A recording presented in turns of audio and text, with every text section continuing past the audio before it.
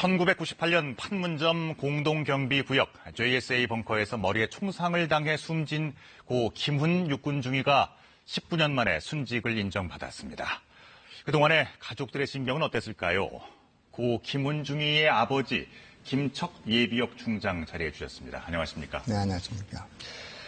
순직을 인정받기까지 참 너무 많은 시간이 걸렸네요. 네, 정말 오랜 세월 지났습니다. 그 심경이 어떠셨습니까?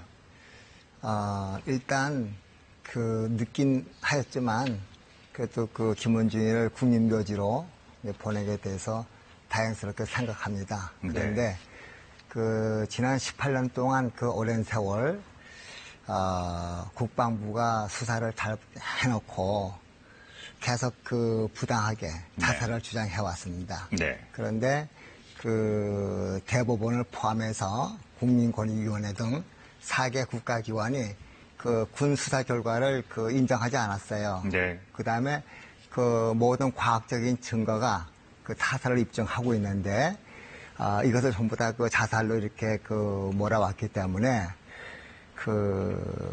유족에게 잘못된 거에 대해서 진솔하게 고백을 하고, 사죄를 하고, 우리가 이런 잘못된 것을 앞으로 재수사를 통해서 명예롭게 명예를 회복할 수 있도록 어떤 구체적인 그런 것을 제시를 해야만 유족들이 그거를 받아들일 수가 있는데 달랑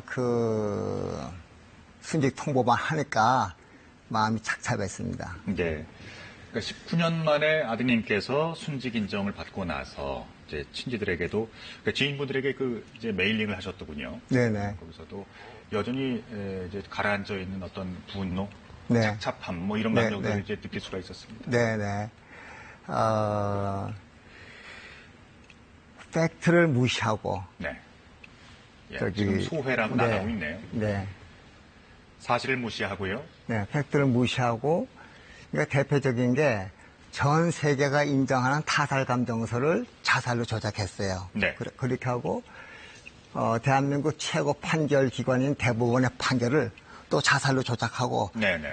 그리고 자살을 주장해왔기 때문에 우리가 문제를 제기를 많이 했어요. 네. 그런데도 전부 다 그거를 무시하고 자살을 주장했기 때문에 그렇다면은 이것이 정말 국민을 위한 군대인가, 응? 전우인가? 네. 전우라고 하는 것은 그 전우의 목숨을 구해주고 전우의 그 명예를 회복해주기 위해서 목숨을 걸고 같이 싸우는 건데 그러면 이렇게 거짓으로 이렇게 포장해가지고 한다면은 이건 전우가 아니다. 네. 그래서 마음이 많이 아팠습니다. 사실 이제 아버님께서도 오랜 세월 군에 이제 헌신을 해 오셨고요. 네. 대한민국 육군 중장으로 명예롭게 퇴역을 하셨습니다. 네. 누구보다도 군 시스템에 대해서는 잘 알고 계실 법한데요. 네네. 그러면 이렇게 김원중이가 순직 인정을 받기까지 오랜 시간이 걸려야만 했던 이유를 뭐라고 보십니까? 근본적인 이유. 근본적인 이유는 어떤 사건이 벌어지고 그것이 타살로 밝혀진다 그러면은 관련 많은 지휘관들이 처벌을 받게 됩니다. 그러니까 이것을 막기 위해서 모든 문제는 부대 문제점으로부터 출발하기 때문에 부대의 문제를 파헤쳐야 합니다. 근데 그걸 못 파헤치게 전부 개인한테 이 사람이 나약해서 죽었다. 뭐 여자 문제 때문에 죽었다. 집안에 우환이 있어서 죽었다. 개인한테 이렇게 뒤집어 씌우는 시스템입니다. 네. 그리고 위에 지휘관은 자기가 수사를 할 수 있는 권한이 있는데 철저한 수사를 강요하지 않아요. 네. 그렇게 하고 이 수사팀은 부대 문제점을 파헤치지를 않고 조사도 허술하게 하고 그리고 유족이 어렵게 타살 증거를 확보해서 제시하면 그걸 자살로 짜맞추는 작업을 계속했어요. 예. 이것이 지난 15년 동안 4대 국가기관이 조사하는 동안에도 이와 같은 행태를 보여왔기 때문에 너무 고통스러웠습니다. 네. 그런데 이게 군 음사 유족들이 상당히 많습니다. 군 음사 유족들은 그와 같은 행태를 보고 나서는 군에 대한 적개심을 갖고 있습니다. 네. 그래서 이해합니다. 이것이 정말 국가를 위해서는 불행한 일입니다. 그래서 어떤 일보다도 군 의문사에 대해서 이거 해결책을 강력하게 추진해서 해결을 해야 되는 그런 과제가 남아 있습니다. 문제를 좀 더 이제 크게 확대시키지 않으려는 그런 폐쇄적인 문화가 그렇습니다. 깔려 있는 거였죠. 네. 거기서 특히 네. 문제는 그게 통제된 지역으로 모아놓고 네. 정해놓고 유가족이 갈 수 없도록 만들어요. 예. 그리고 그 유가족이 원하는 자료를 제공을 하지 않아요. 예. 네. 지금 김훈중이가 살아 있었다면 40대 한 중후반의 영관급 장교였겠네요. 네, 지금 이제 동기생들이 대령 진급으로 올라갑니다. 45살. 어떤 아들이었습니까? 성실하고 남을 잘 배려했습니다. 그리고 어린 시절 사진이네요. 네, 저 때는 6살 때 전방 부대에 있을 때입니다. 밑에는 동생이고. 예. 그래서 운동을 좋아해서 달리기를 좋아했고 전통 무술, 전통 문화 이런 것을 매우 좋아했습니다. 예. 지금 이제 임관했을 때의 모습인가요? 저거는 이제 생도 때 모습이죠. 때였군요. 네, 동기생들하고. 육사 21기라고 51기라고 알려져 있던데 52기인가요? 52기고 제가 21기입니다. 아하, 그렇군요. 그래서 임관 후에 네. 전방에 가서 소대장을 할 때 모습이죠. 저거는 제가 군단장을 할 때, 저때 이제 생도 때인데, 그때 모습입니다. 네. 저 때가? 네.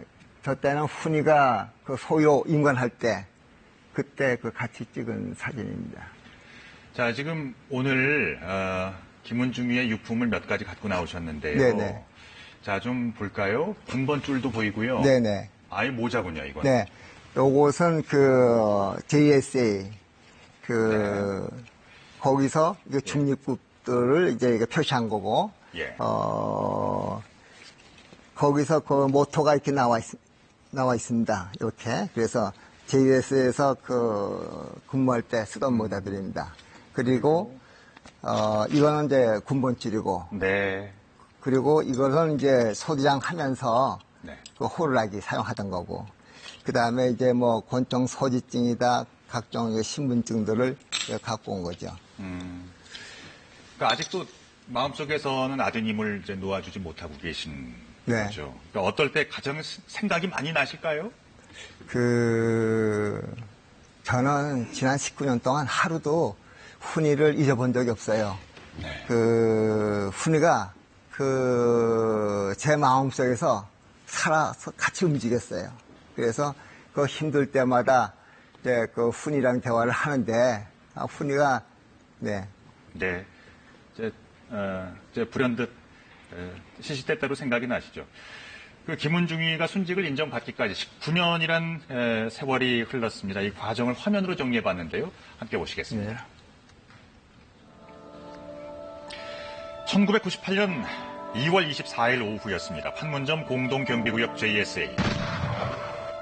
의문의 총성과 함께 벙커에서 경비소대장 김훈중위가 머리에 총상을 입고 숨진 채 발견됐습니다.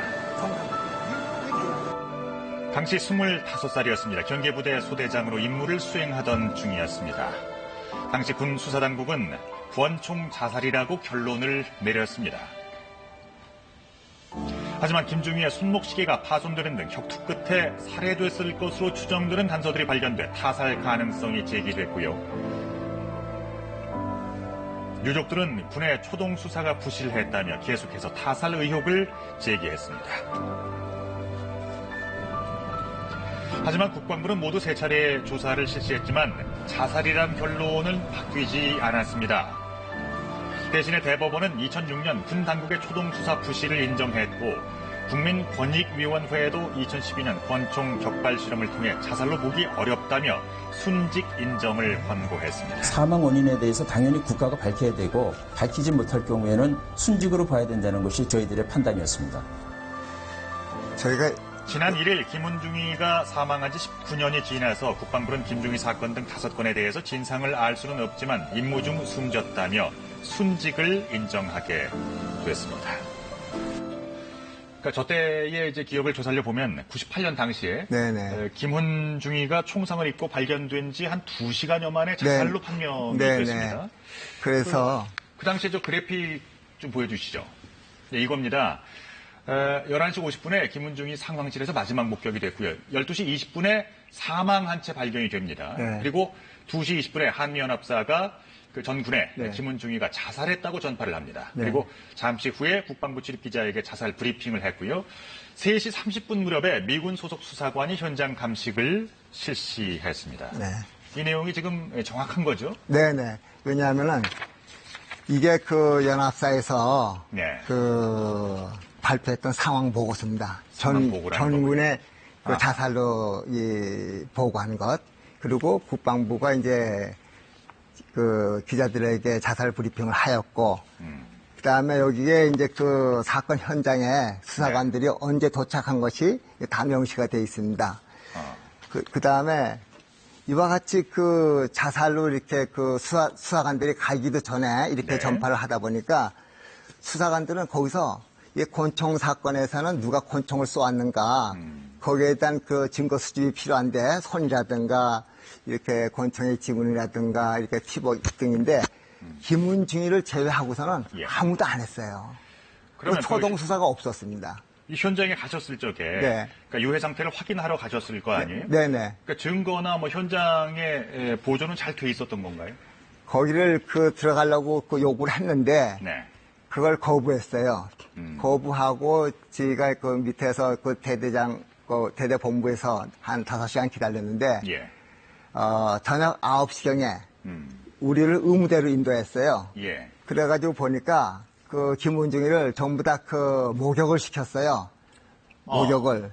그래가지고 깨끗하게 만들어놨어요. 이건 원래 위반되는 거죠? 안 되는 거죠. 왜냐하면은 예, 그렇죠. 여기 그 권총을 쏘고 났으면은 이게 흔적들이 남아있고 그렇죠. 이러기 때문에 절대 건드리면 안 되는데 아하. 저한테 보여주지도 않고 그 시신을 훼손하고 증거를 인멸시켰던 거죠. 예. 그러면 그 초기부터 어떤 이제 수사상의 허점이 분명히 있었던 것은 맞는데요. 네. 앞뒤가 맞지 않는 증거들, 그 간단하게 몇 가지만 좀 네, 짚어볼까요? 가장 대표적인 것이 권총 사건의 으뜸 증거는 네. 누구 손으로 권총을 쏘았는가. 이게 예, 기본입니다. 예. 그래서 오른손잡이였죠? 네. 예. 그래서 전 세계가 권총 발사자를 확인한 방법은 쏜 손에서 뇌관 하역이 나오면은 또 권총의 지문이 있으면은 네. 그 사람이 그 발사자로 이렇게 판단하는 것입니다. 예. 그래서 국방부도 그와 같은 방법으로 다 적용하도록 되어 있습니다. 아하. 그런데 그것을 전부 그 김은중에는 감정결과 쏘았다고 하는 손에 그 뇌관 하역이 없고 그다음에 왼 손바닥에만 화약 뇌관 하역이 없었죠? 없었죠. 예. 아하. 그리고 왼 손바닥에만 있었어요. 그러니까 예, 쏜 손에 없고 왼 손바닥. 이상하네. 이거는 그 디펜스 제스처 해가지고서 아하. 그 방어 자세 시 현상으로서 타살된 겁니다. 예, 예. 그래서 김은중이가 그 오른손에 없다는 것, 지문이 없다는 것, 그것을 국방부는 그것을 무시하고 그 피복에 묻은 그 무연 화약을 가지고 자살 사격 근거라고 조작을 했고 지금까지 그렇게 주장을 하고 있는 겁니다. 알겠습니다. 그러면 이제 그 대법원에서도 분명히 그 초동 수사가 문제가 있었다, 명백히 해야 한다, 재조사를 요구했고 결국 군의 입장을 확실히 바꾸는 데 성공을 했습니다.